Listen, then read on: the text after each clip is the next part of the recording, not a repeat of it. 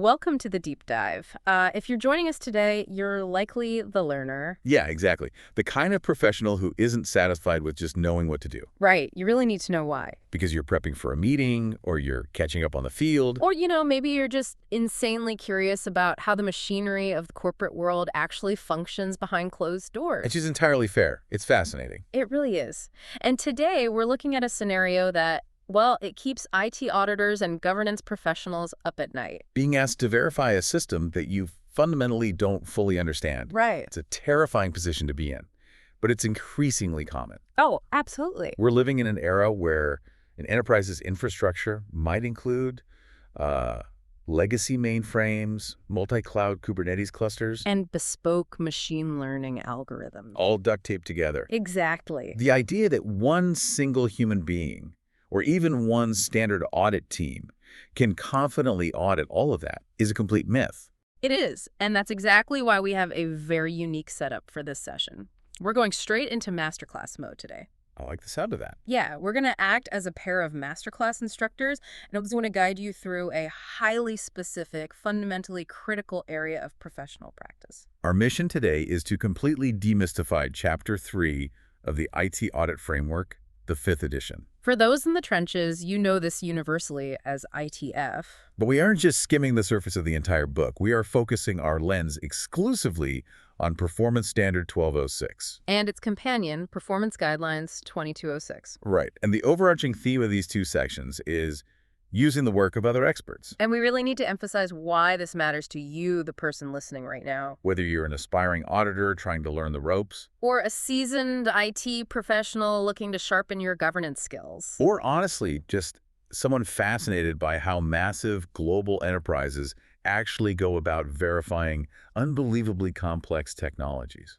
This deep dive is for you, because understanding how to rely on outside geniuses. How to bring in specialized external firepower. Exactly, without ever losing your own accountability is an absolute superpower in the modern professional landscape.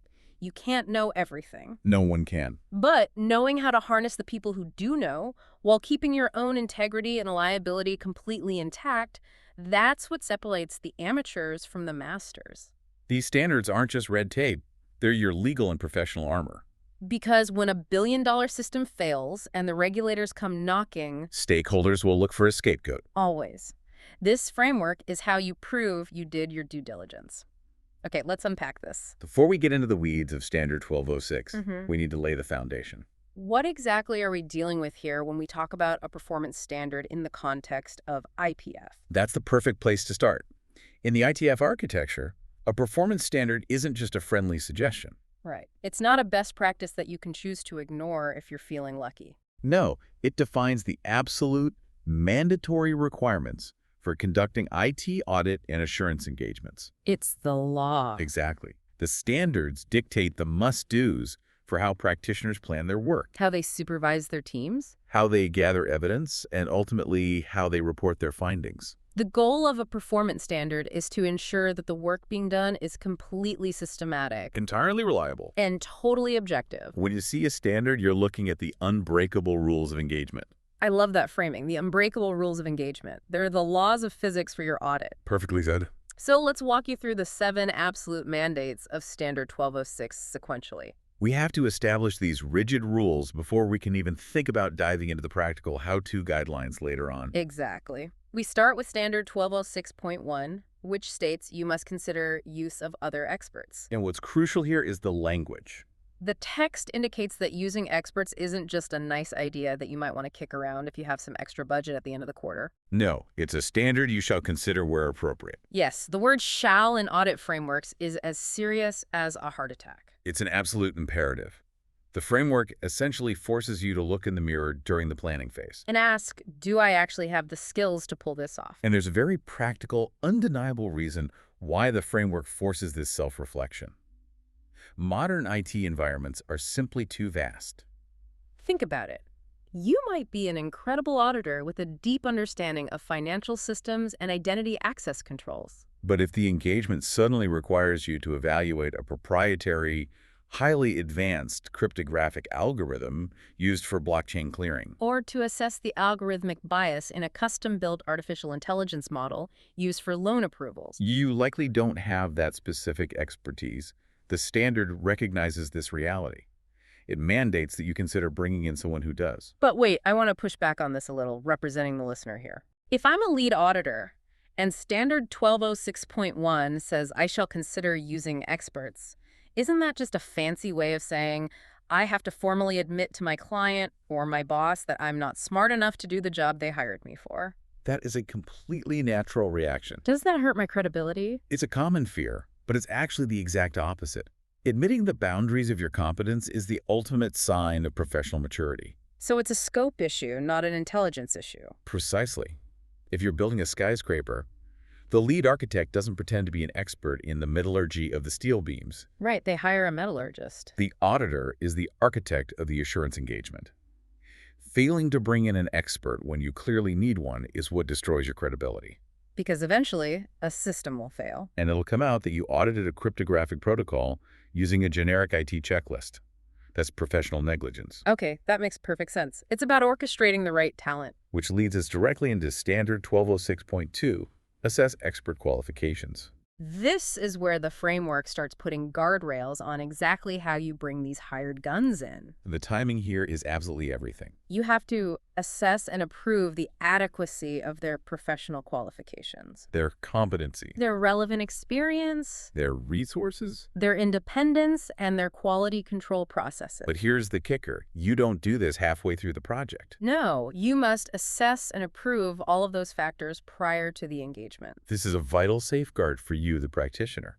Think of it like hiring a surgeon. You check their medical license, their malpractice history, and their board certifications before they put you under anesthesia. Not after they hand you the bill. Yeah. If you wait until the expert has already started working. Or worse, until they've handed you their final report. Exactly. To realize that their internal quality control is terrible or they have a massive conflict of interest, your entire audit is compromised. The standard demands that this vetting process happens up front. You have to know beyond a shadow of a doubt that the person you're bringing in is actually qualified to do the specific job you need them to do. Before they look at a single piece of your enterprise's data. Trust, but heavily verify before the ink on the contract is even dry. Absolutely. Now, moving to 1206.3, Review and Document Expert Work. This means once they're on board and doing the work, you don't just kick back, play golf, and take their word for it when they email you a PDF of their findings. The standard says you must assess, review, and evaluate the work of those other experts as part of the engagement. And then you have to formally document your conclusion on the extent to which you're going to use and rely on their work. You're essentially auditing the expert's work. Right, you're looking at their methodology, their evidence, and their conclusions. You don't have to be able to recreate their math, but you have to verify that their process holds water. Did they follow industry standard frameworks? Did they test a statistically significant sample size? Because, as we'll see throughout this deep dive, the fact that you brought in an expert does not absolve you of responsibility for the final outcome. And Standard 1206.4 reinforces this beautifully. It's titled, Determine Adequacy for Engagement Objectives.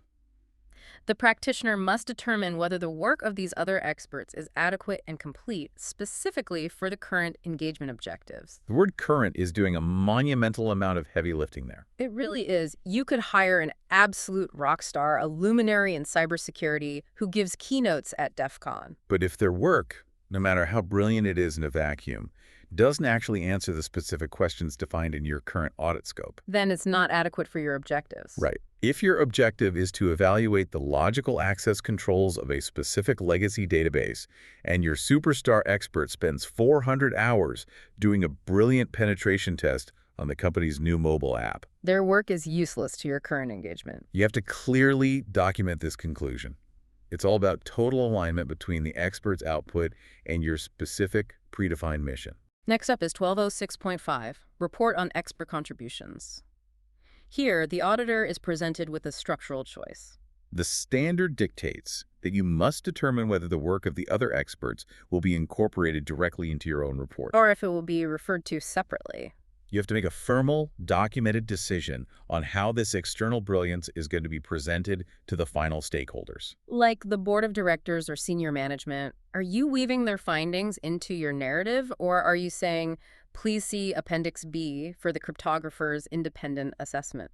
What's fascinating here is how Standard 1206.6 immediately follows that up with a massive safety net. It covers apply additional test procedures. The text is very clear. If the work of the other experts does not provide sufficient and appropriate evidence, the IT audit and assurance practitioner shall apply additional test procedures. This is the ultimate proof that the accountability never, ever shifts. That's a harsh reality check. You can't just throw your hands up and say, well, the expert was lazy and didn't give me enough evidence, so I guess we'll never know if the system is secure. Exactly.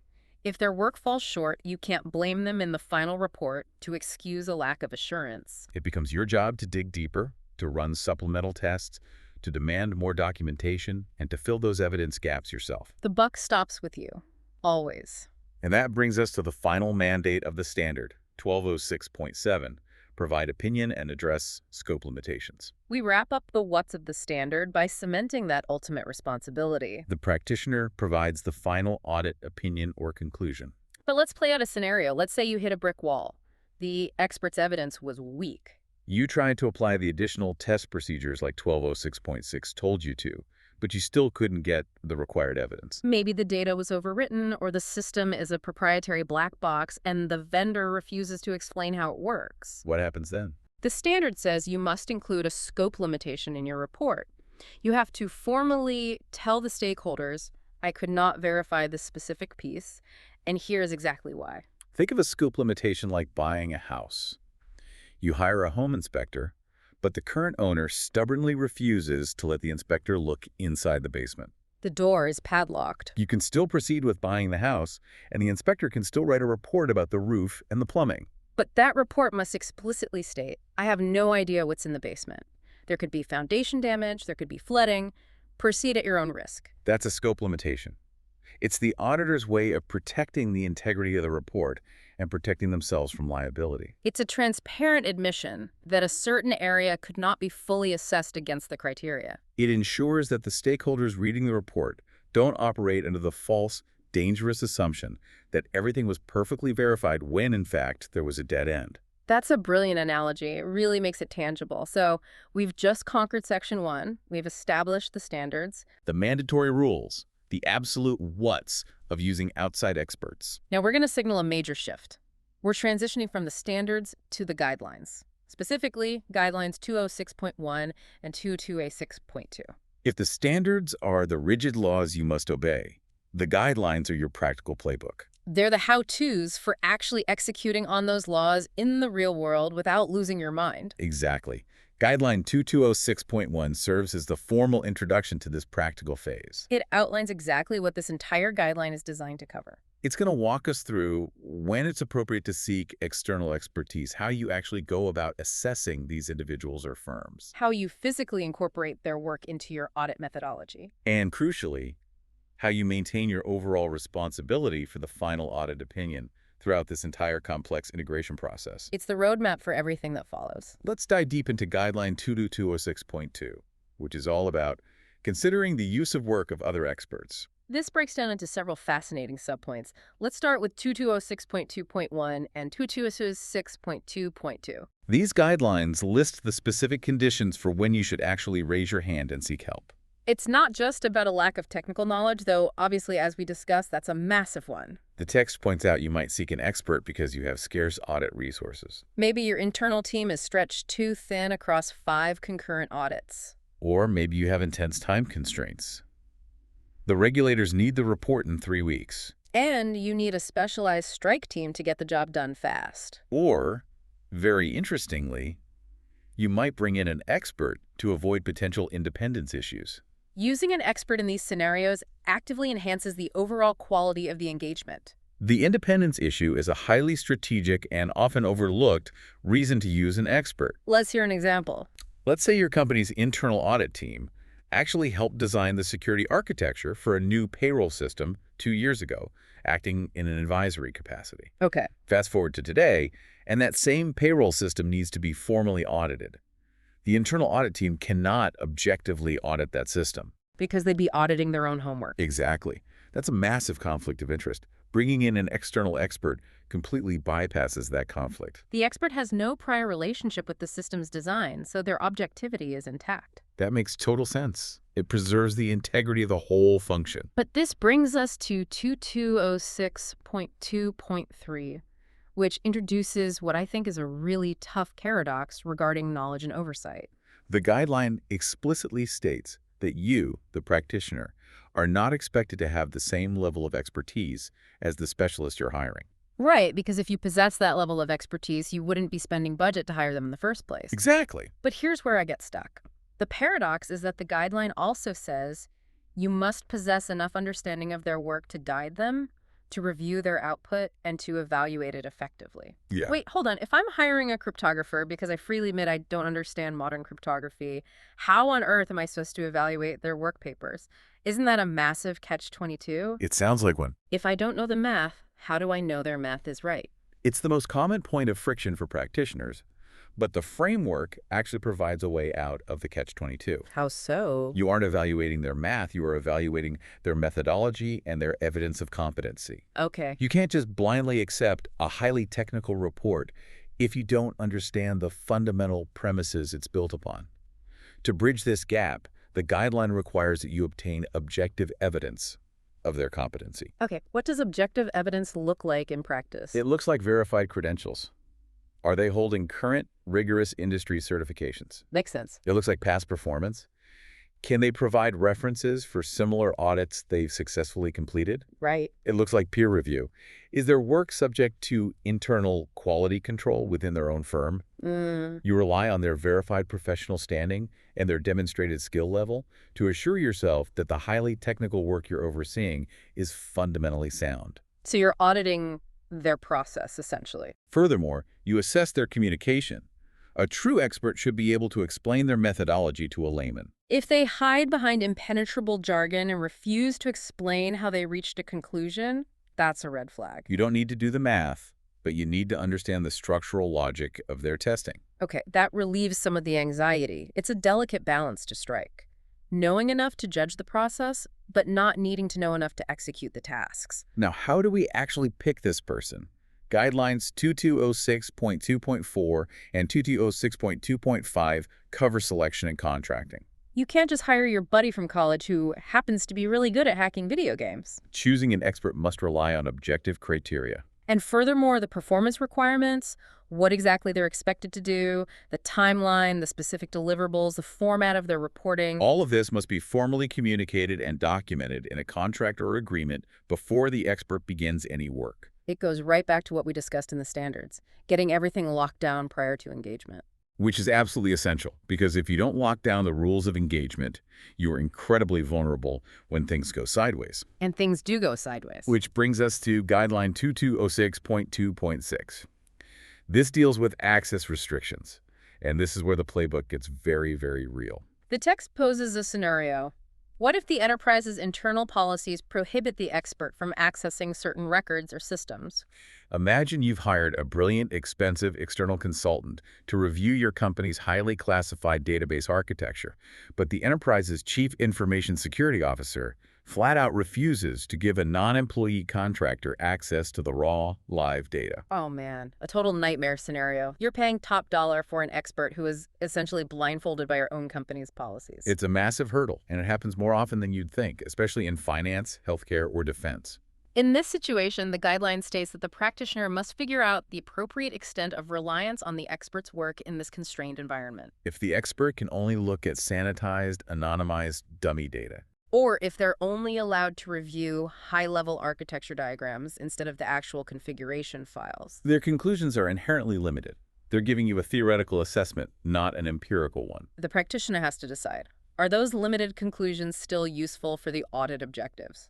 Or do we need to pivot the entire audit strategy because the restriction is too severe? And what if you just can't get the expert you need at all? Let's say you're auditing a system built on a technology so bleeding edge, so brand new, that there literally aren't any independent experts available. Or maybe your company slashed the audit budget and you can't afford the only firm qualified to do the work? Guideline 200 6.2.7 addresses unavailable experts.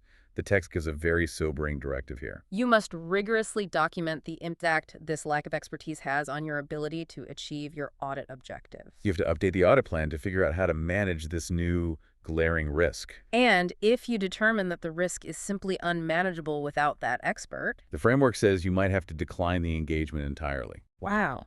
Or, if you're an internal auditor, you have to formally withdraw from that specific portion of the audit plan and report to the audit committee that the area is unauditable due to resource constraints. You have to walk away rather than deliver a compromised, half-baked audit. It's a powerful reminder that professional integrity must override the desire to just push an audit through to completion to meet a deadline. Delivering a false sense of security is far more dangerous than delivering no security assessment at all.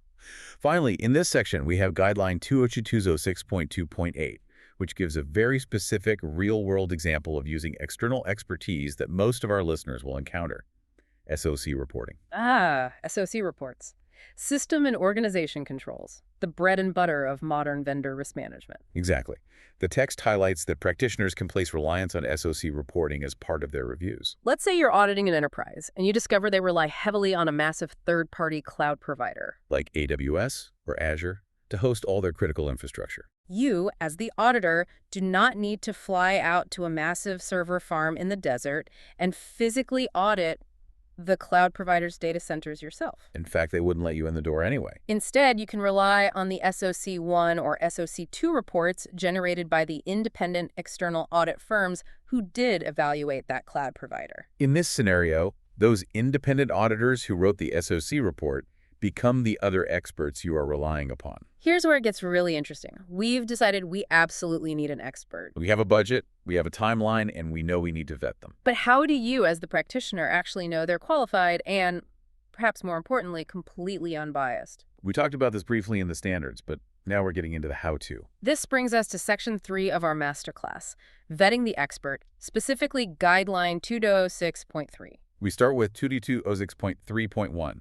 Assess adequacy of other experts. This guideline demands that while you are planning the IT audit work, again, emphasizing the timing, this is happening long before the fieldwork begins. You must rigorously evaluate their professional qualifications. We touched on this, but you're looking deeply at their certifications. Are they current? Are they relevant? You're looking at their past performance. You're verifying their competencies in the specific subject matter. You're evaluating their relevant experience with similar enterprises. Auditing a retail company's network is very different from auditing a hospital's network. You're looking at the resources they bring to the table. And very importantly, you're evaluating their own internal quality control processes. If they're a boutique consulting firm, how do they review their own work before handing it to you? Is there a peer review process, or is it just one person churning out reports in a vacuum? But competence and a great resume aren't the whole picture, are they? You could have the smartest person in the room, but if they have an ulterior motive, their brilliance is a liability. Guideline 2206.3.2 is all about assessing independence and objectivity. If we connect this to the bigger picture, a brilliant expert who is fundamentally biased is entirely useless to an objective audit. In fact, they're dangerous. Competence isn't enough. The expert must be undeniably objective. The practitioner is required by the guideline to look deeply at the expert's selection and appointment process. Who exactly brought them in? Was it the very management team that built the system being audited? Mm-hmm. If the CIO insists you use a specific external consultant to audit the CIO's new multi-million-dollar IT implementation. Your alarm bells should be ringing. Oh, absolutely. That's a massive red flag. You have to look at their organizational status and reporting lines. And crucially, you have to analyze how their recommendations might impact management practices. I remember hearing about an engagement where a company hired a highly recommended cyber expert to test their firewalls and network architecture. The expert delivered a scathing report saying the current setup was hopelessly vulnerable. But it turned out the expert was secretly an investor in a rival software company, and their proposed remediation plan heavily featured buying that rival company's products. That's horrifying. It's essentially professional sabotage for personal gain. Exactly. Guideline 2206.3.2 exists specifically to stop that exact nightmare. If the expert stands to gain financially from the outcome of the audit, whether they're consulting for the company on the side or hoping to sell them a software solution based on the audit findings. That is a massive conflict of interest. The practitioner must ensure there are no such conflicts before relying on a single word that expert says. It's a forensic background check on the people doing the forensic background check. You have to investigate your investigators. So let's assume our expert has passed this grueling vetting process with flying colors. They're brilliant, they're completely unbiased, their contract is rock solid, and they're ready to go. Now we enter Section 4, the integration phase. This is covered by Guideline 2206.4. And the objective here is instructing you on how to physically and logically merge the expert's work into your own ongoing audit practice. It's where the rubber meets the road. And the very first step of integration is logistical, but it's often a major stumbling block. Guideline 2006.4.1 is about verifying access rights. The practitioner must ensure that the audit charter or the engagement letter legally grants them the auditor access to the expert's underlying work. We're talking about the expert's work papers, their raw testing data, their supporting documentation, and their draft reports. Which makes total sense logically. If you're going to put your signature on the final report and take ultimate responsibility for their conclusions, you need to see exactly how they got there. You can't just accept the summary. Right. However, the text provides a very important caveat. This access is granted provided it does not violate legal or privacy issues. And this is where it gets tricky. Sometimes an external expert might be utilizing highly proprietary software tools. Or their work papers might contain their firm's proprietary testing methodology that they fiercely protect as intellectual property. Or they might be accessing highly classified data that they cannot legally share, even with the lead auditor, due to strict NDAs. So what do? The framework says you need to see the work papers, but the expert's lawyers say you can't.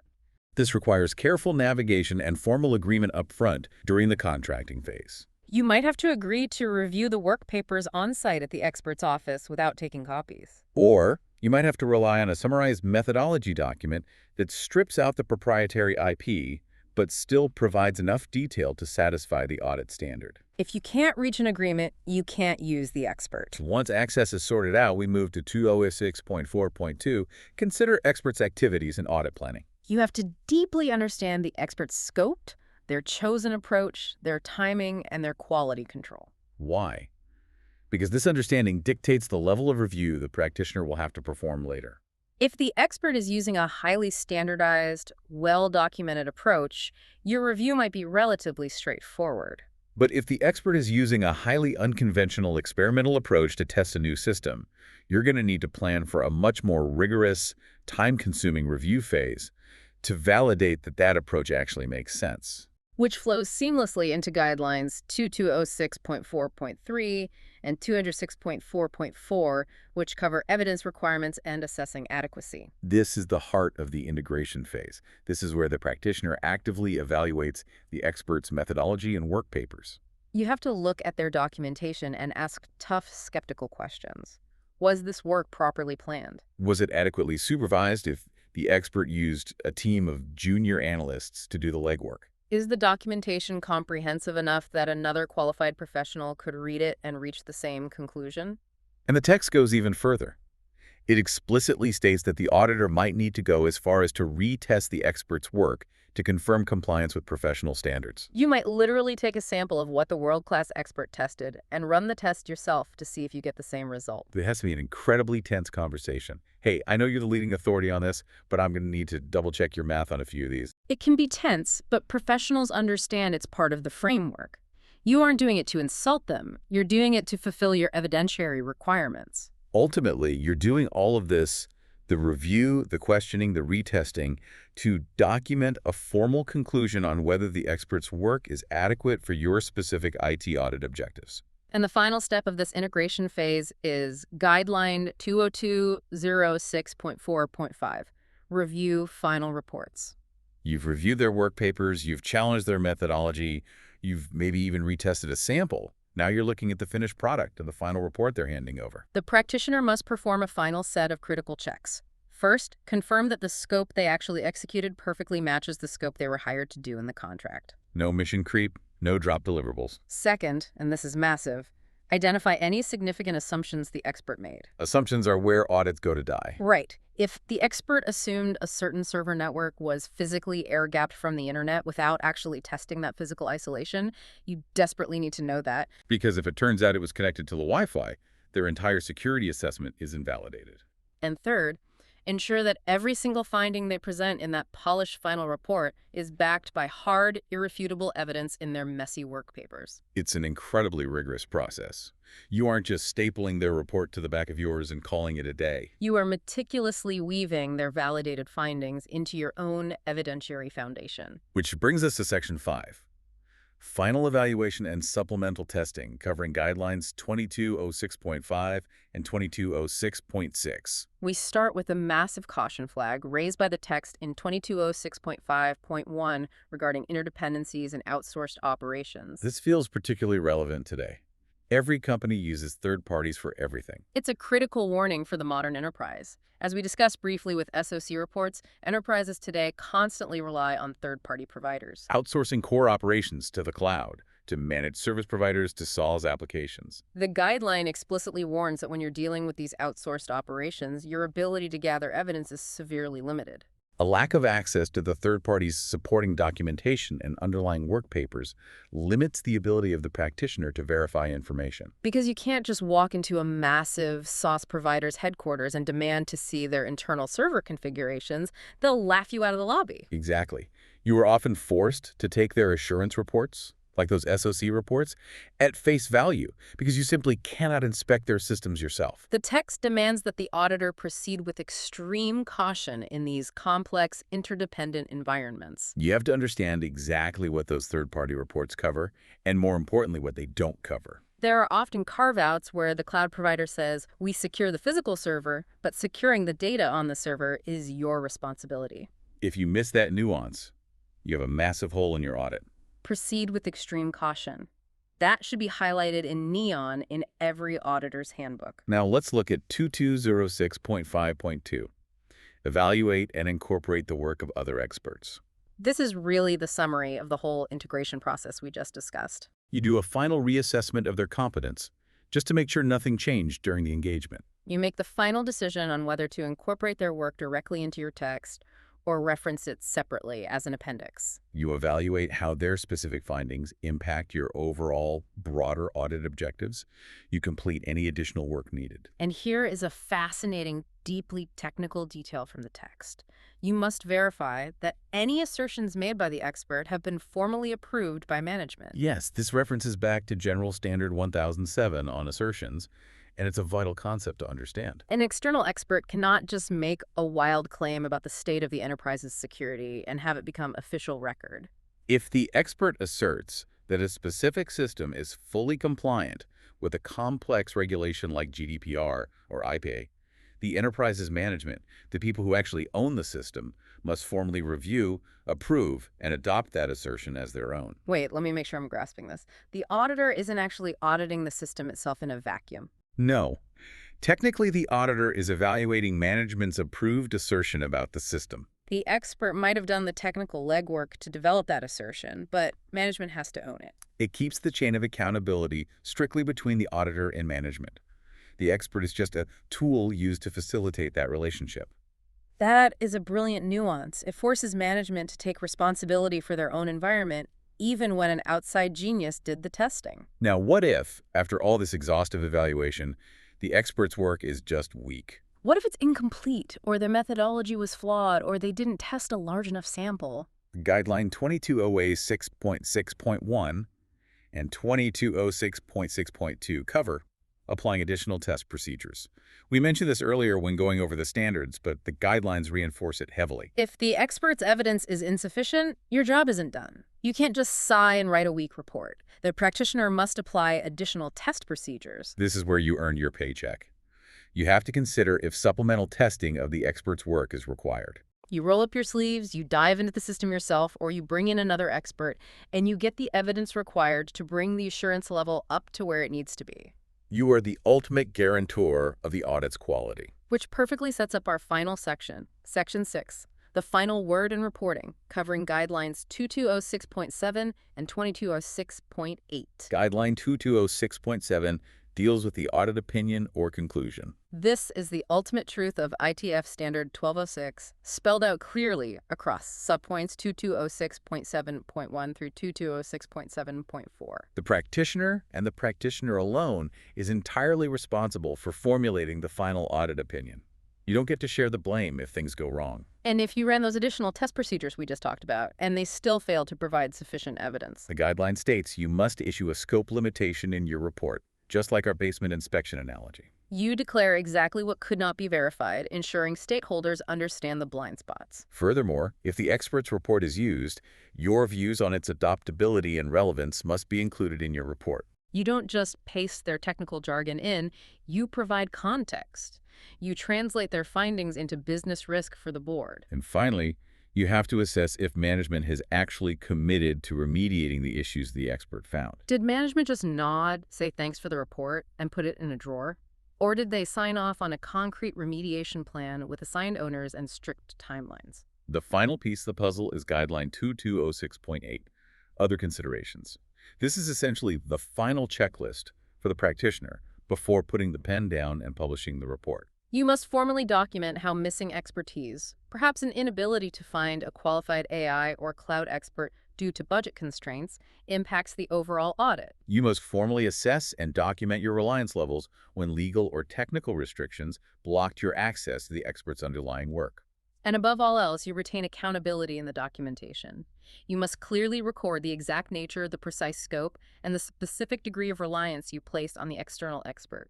Everything must be transparent, justified, and meticulously documented so that if a regulator audits your audit 5 years from now, your logic is unassailable.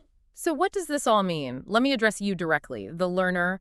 We've just gone through an incredibly dense, highly structured masterclass on Chapter 3 of the ITF.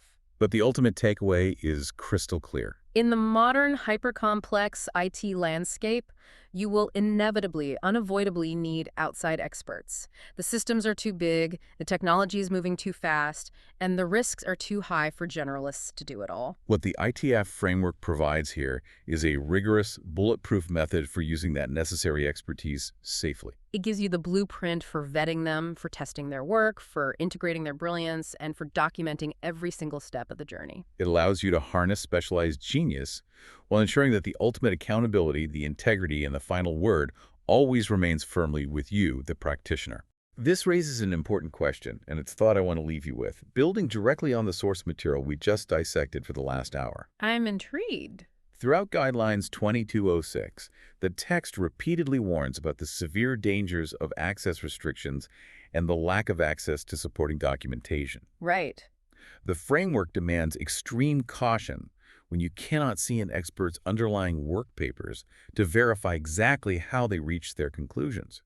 We talked about how hard it is when human experts protect their proprietary methods. Yes, the NDA problem. But what happens to the future of IT auditing as enterprises increasingly rely not on human consultants, but on advanced artificial intelligence models as their experts? Oh, that's a wild thought. Imagine an enterprise deploys an AI to continuously audit millions of financial transactions in real time, or to dynamically recommend critical cybersecurity architecture changes based on evolving global threat intelligence. Which is happening right now. If that AI makes a sweeping fundamental recommendation, but it functions as an opaque black box, where no human auditor, internal or external, can review its underlying work papers, its hidden data weightings, or its internal reasoning, how can a practitioner ever truly verify its adequacy? You couldn't. How can you apply Standard 1206.6 and run additional test procedures on a multi-billion parameter neural network that you cannot decipher? It's impossible.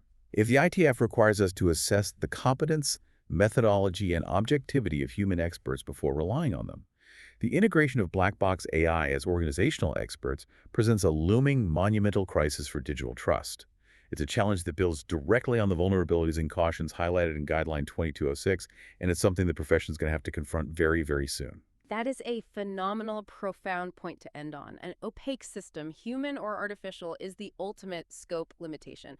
Thank you to you, the learner, for joining us on this deeply tailored, intensive masterclass. We encourage you to take these rigorous standards, this framework for verifying expertise and maintaining accountability, and apply it to whatever complex system you're trying to understand next. Keep digging, keep learning, and we'll catch you on the next deep dive.